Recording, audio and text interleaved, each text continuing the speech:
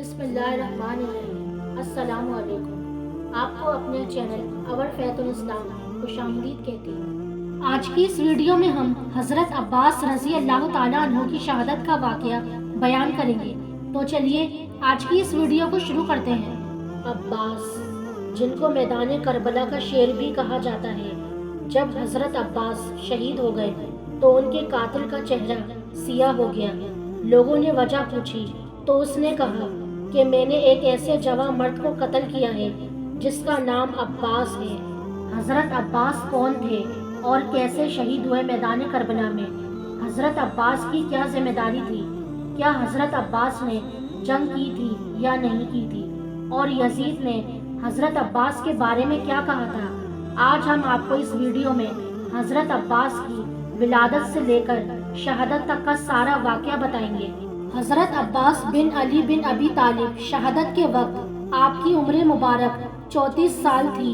حضرت علی رضی اللہ تعالیٰ عنہ کی زوجہ، جنتی عورتوں کی سردار حضرت بی بی فاطمہ رضی اللہ تعالیٰ عنہ کے بعد حضرت علی شیر خدا نے جناب عقیل سے کہا کہ وہ ان کے لیے ایسی خاتون تلاش کریں جو اعلیٰ نسب سے تعلق رکھتی ہوں، تاکہ ان سے ایک بہادر اور دلیر فرزند پیدا ہو جو کربلا میں امام حسین رضی اللہ تعالیٰ عنہ کا مددگار بنے۔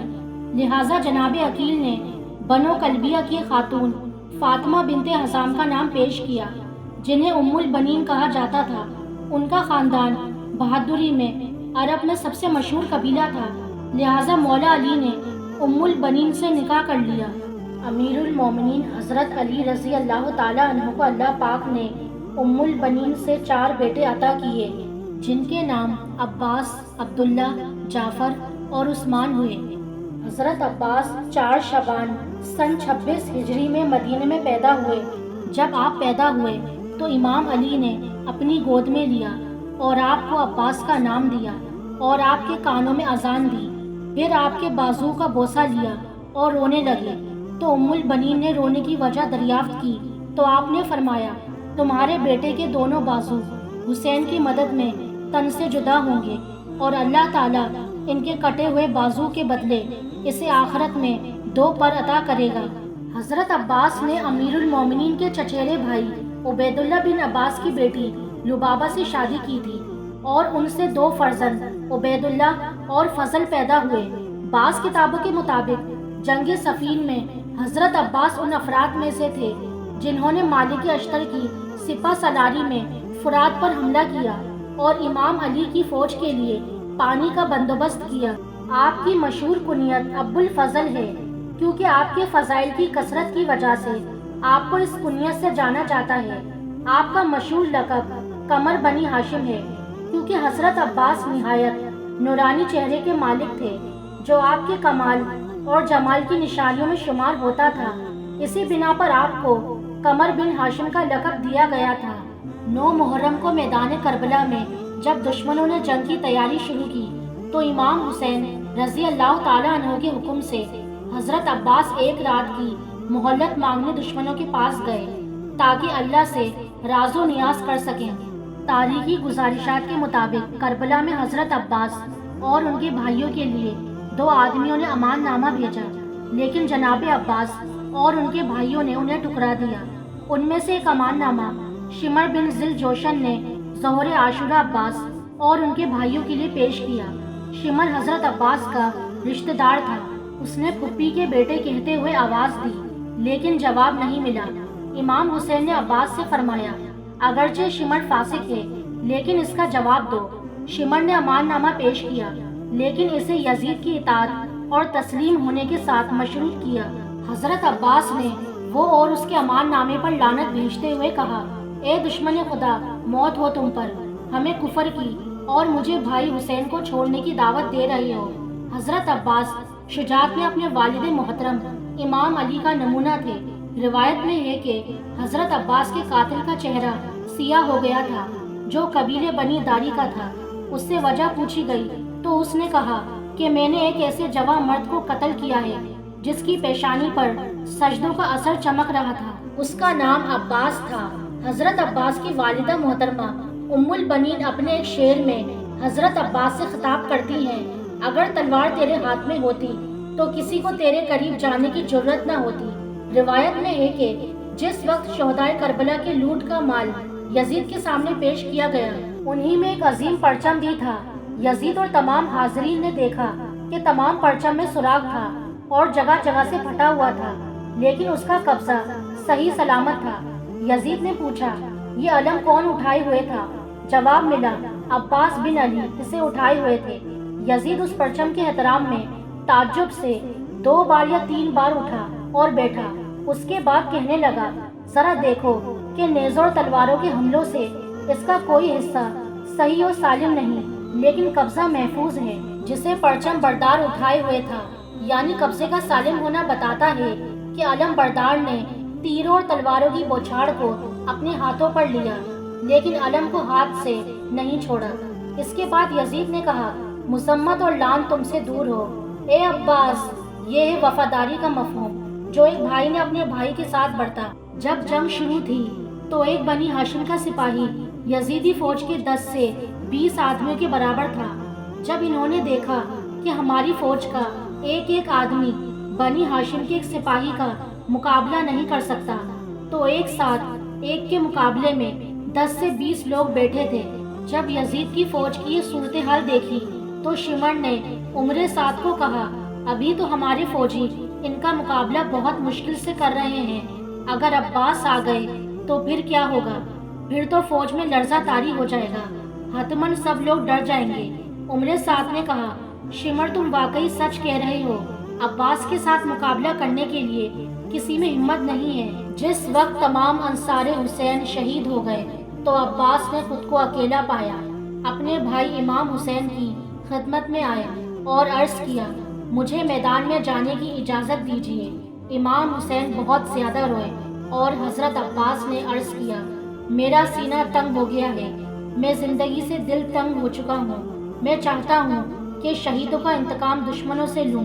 کتابوں میں لکھا گیا ہے کہ حضرت عباس کو جنگ کرنے کی اجازت ملی بھی نہیں تھی، صرف امام حسین نے یہ فرمایا تھا کہ جاؤ ان پیاسے ننھے ننھے بچوں کے لیے تھوڑا پانی لاؤ۔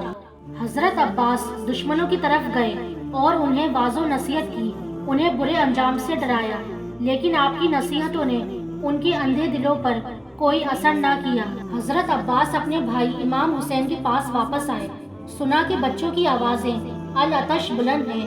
حضرت عباس نے مشکیزہ اٹھایا، اپنے بھائی امام حسین سے رخصت ہوتے وقت آسمان کی طرف دیکھ کر عرض کیا، خدایا میں اپنا وعدہ وفا کرنا چاہتا ہوں، میں ان خالی مشکوں میں پانی بھر کر پیاسے بچوں کے لیے لانا چاہتا ہوں۔ اس کے بعد امام حسین کی پیشانی کو بوسہ دیا اور نہر فرات کی طرف روانہ ہو گئے۔ نہر فرات پر 4000، ایک دوسری روایت کے مطابق 10,000 پہرے دار تھے۔ آپ نے حملہ کیا، 80 دشمنوں کو قتل کر کے اپنے آپ کو نہر فرات تک پہنچا دیا۔ دشمنوں نے آپ پر 6 بار حملہ کیا کہ کسی طرح بھی آپ پانی تک نہ پہنچ سکیں، لیکن آپ نے ان پر سخت حملے کیے اور خود کو پانی تک پہنچا دیا۔ پانی کے قریب گئے اور ایک چلو پانی لیا اور پینے لگے، لیکن پیاسے حسین کی یاد آ گئی اور پانی کو نہر فرات میں پھینک دیا۔ مشک میں پانی بھرا۔ اس کے بعد حضرت عباس نے فرمایا، با خدا میں لب کو پانی سے تر نہ کروں گا جبکہ میرا آقا حسین لبے تشنا ہے۔ حضرت عباس نے مشک داہنے شاہنے پر رکھا اور خیمے کی طرف چلے۔ دشمن کی فوج نے راستہ روکا اور چاروں طرف سے گھیر لیا۔ آپ تنہا ان سب سے لڑتے رہے۔ آپ اسی طرح لڑتے رہے اور لاشوں کے ڈھیر لگاتے رہے، یہاں تک کہ نوفل ازرق نے آپ کے داہنے ہاتھ پر ضرب لگائی اور ہاتھ کٹ گیا۔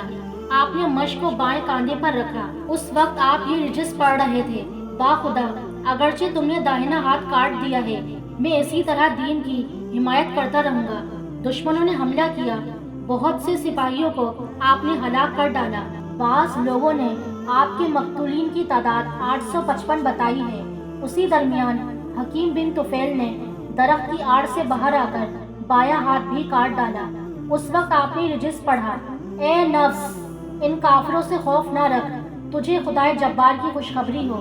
7 سید مختار رسول خدا کے، انہوں نے ظلم سے میرا بایاں ہاتھ کاٹ ڈالا۔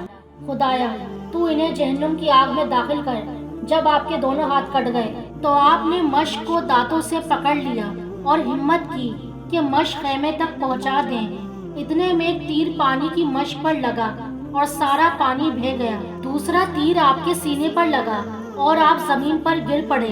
ابو مخنف لکھتا ہے کہ جس وقت عباس کے ہاتھ جدا ہوئے، حالانکہ آپ کے دونوں شاہنوں سے خون جاری تھا، آپ نے اسی حالت میں دشمنوں پر حملہ کیا، یہاں تک کہ ایک ظالم نے گرز آہینی سر پر لگایا جس سے آپ کا سر شگافتہ ہو گیا۔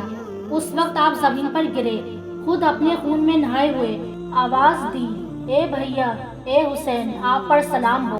حضرت عباس نے امام حسین کو پہلی دفعہ بھائی کہہ کر پکارا، کیونکہ حضرت عباس نے امام حسین کو ہمیشہ کبھی آقا کہا، کبھی مولا کہا تو کبھی سردار کہا۔ امام حسین رضی اللہ تعالیٰ عنہ حضرت عباس کے سرانے آئے۔